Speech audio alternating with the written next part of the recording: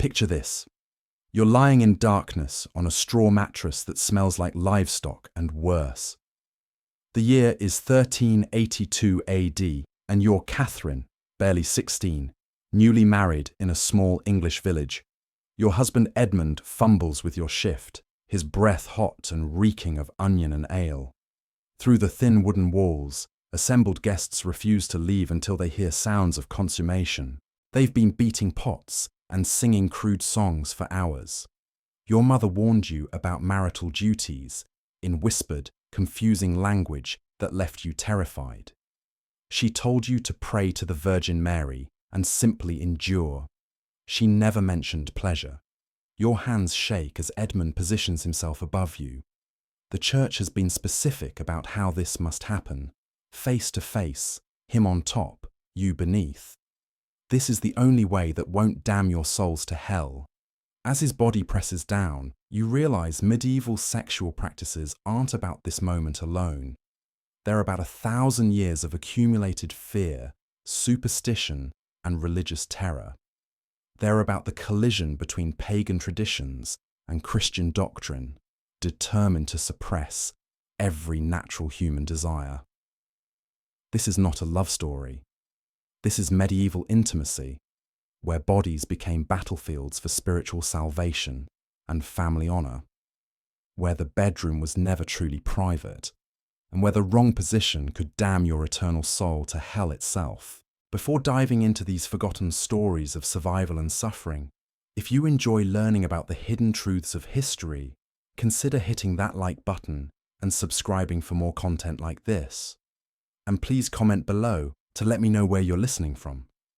I find it incredible that we're exploring these ancient stories together from different parts of the world, connected across time and space by our shared curiosity about the past.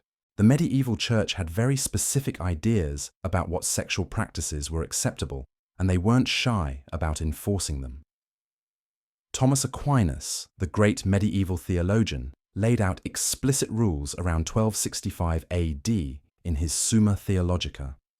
Sex was only permissible on certain days of the week. You couldn't have it during menstruation or pregnancy or while breastfeeding. The only acceptable position was what we now call missionary position, with the man on top and the woman beneath, face to face. This wasn't just theological theory.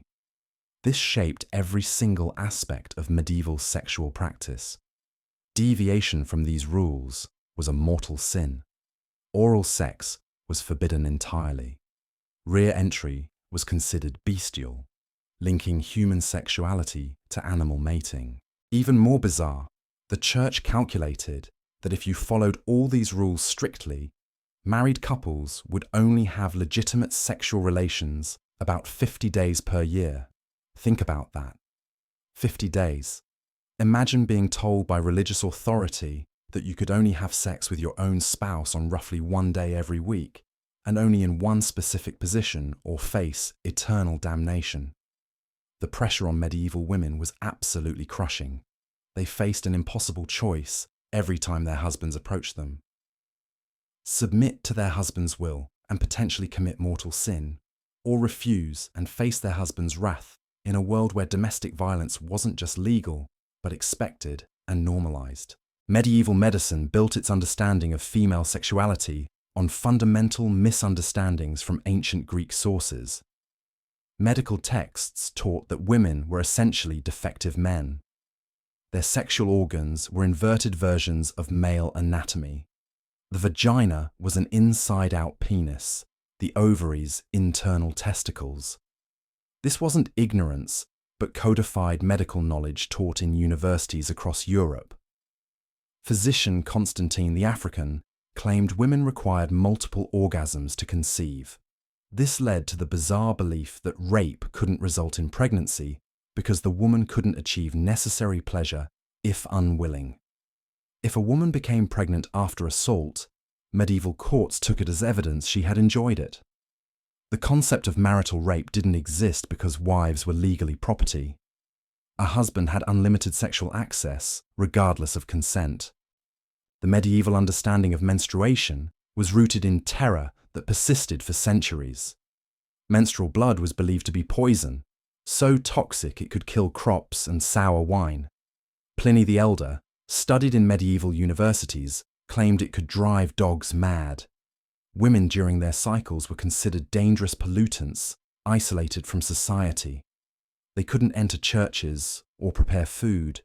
Many villages required menstruating women to live in special huts until bleeding stopped. The church taught menstruation was God's punishment for Eve's sin, a reminder of feminine shame. Medieval physicians believed unexpelled menstrual blood would accumulate and poison women. They prescribed bloodletting and purging. Some doctors recommended sexual intercourse as a cure, believing male seed neutralized menstrual toxins. This created sexual coercion because husbands could claim they were providing medical treatment when forcing themselves on menstruating wives. The medieval obsession with virginity created its own bizarre rituals and practices that revealed just how commercialized female bodies had become.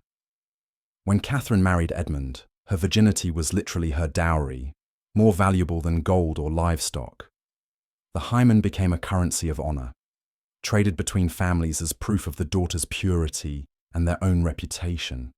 The wedding night wasn't just about consummation, it was about public verification of the bride's virginity. The blooded sheets would be displayed to assembled crowds as proof that the marriage was legitimate. If no blood appeared, the bride could be returned to her family in disgrace, branded as a whore, or even killed for fraud. The pressure on young brides was enormous. Some would secretly prick their fingers or hide chicken blood to fake the evidence their new families demanded.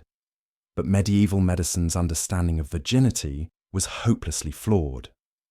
They believed the hymen was a solid membrane that completely blocked the vaginal opening, rather than the partial flexible tissue it actually is. Medieval people thought that its absence was absolute proof of sexual activity, when in fact it can be torn by horseback riding, heavy lifting, or simple natural variation in anatomy. Young girls were taught that they could lose their virginity through completely innocent activities, adding another layer of anxiety and shame to female adolescence. Medieval women developed secret knowledge about fertility and contraception beneath church authority. In forests surrounding villages, women gathered plants under full moons. Pennyroyal and tansy were brewed into teas preventing pregnancy, though the dosage between contraception and death was dangerously thin.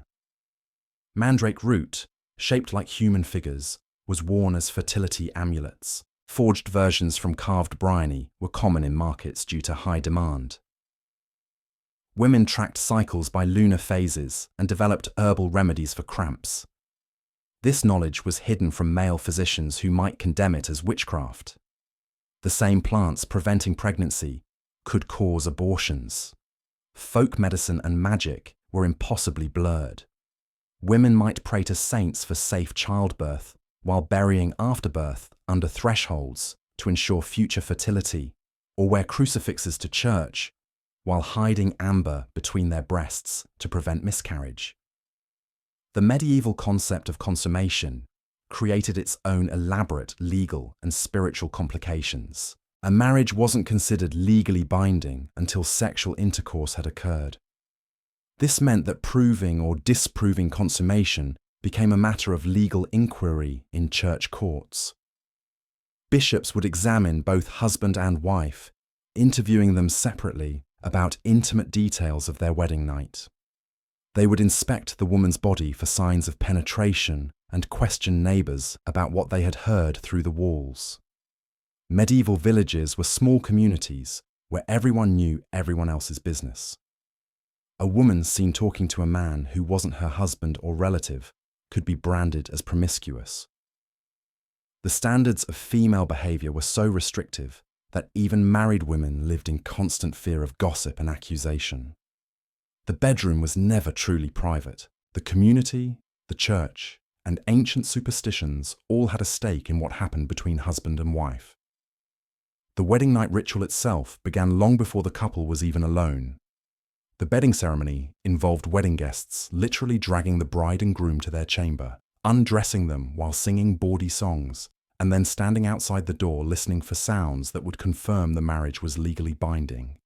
The guests wouldn't leave until they heard the bride's cries of pain, proof that her hymen had been broken and the marriage consummated. Medieval people lived in terror of sexual demons preying on humans during vulnerable moments. Succubus and incubus were not folklore, but accepted medical and theological facts taught by church authorities. The succubus, a female demon, allegedly seduced men and caused nocturnal emissions. The church taught demons could take human form to steal life force through sexual intercourse. Medieval theologians believed a demon could collect semen from a man in female form, then transform male to impregnate women with stolen seed. Any child from such unions was cursed. The incubus posed greater threat to medieval women, physically stronger and capable of overpowering victims.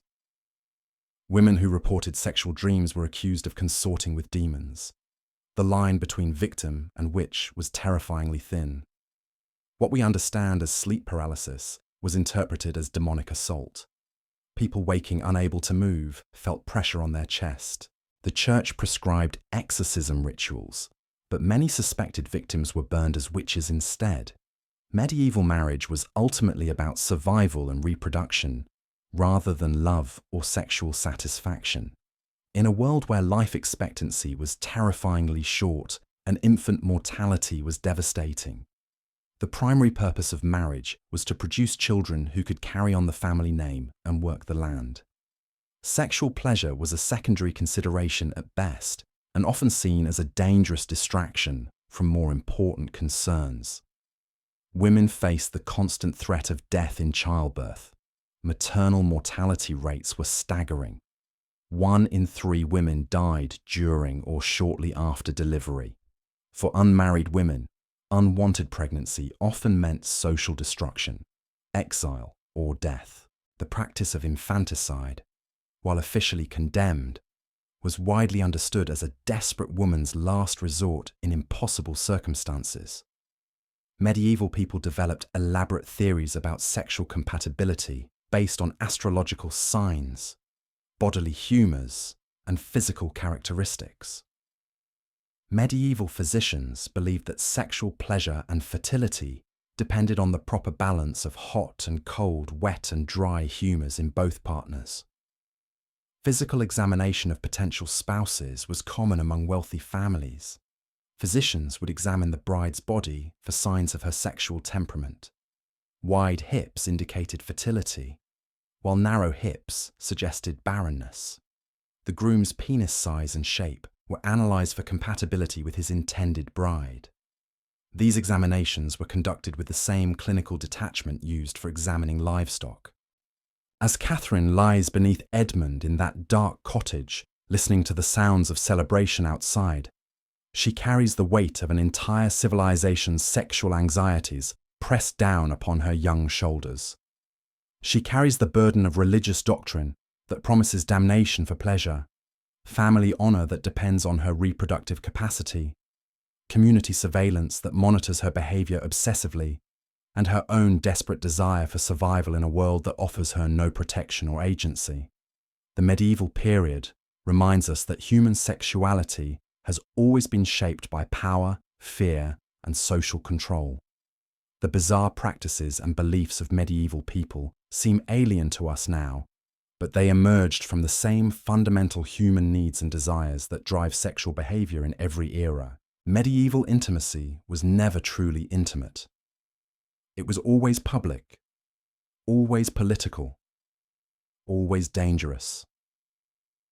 The bedroom was a battlefield where souls were won and lost, where family honor was defended or destroyed, where the most private moments of human life were governed by rules that seemed designed to eliminate pleasure and maximize suffering. Yet despite centuries of religious persecution, social control, and legal punishment, medieval people found ways to pursue connection and desire. The strange and often disturbing sexual practices of medieval Europe were not simply the result of ignorance or superstition. They emerged from a complex interaction of religious doctrine, social structure, economic necessity, and genuine human longing. In the darkness of that cottage, as Edmund's body moves above hers, Catherine is participating in rituals and beliefs that have shaped human sexuality for 1,000 years. She is both victim and participant, both object and agent, both condemned and blessed by a culture that has never quite known what to do with the fundamental human impulse toward intimacy and connection. The medieval period teaches us that sexuality is always political, always dangerous, and always essential to human experience. Their struggles remind us that the quest for sexual freedom and authentic intimacy is not a modern invention, but an ancient human aspiration that transcends any particular historical moment.